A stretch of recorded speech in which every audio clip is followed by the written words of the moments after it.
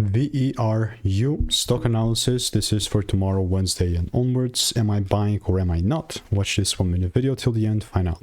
So I'm looking at Veru Incorporated and I'm already seeing that, man, this is kind of interesting because 30% gains is fair, but it's kind of all over the place. Like, I'm really not a big fan of this because I honestly wanted to see a confirmation here.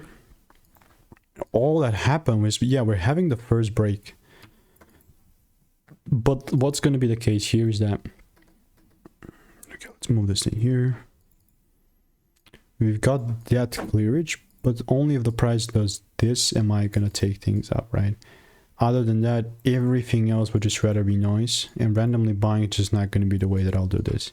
So that's how VERU is looking like. And if you want to make more money trading in a simple and lean way, click the first link in the description. That's free sauce.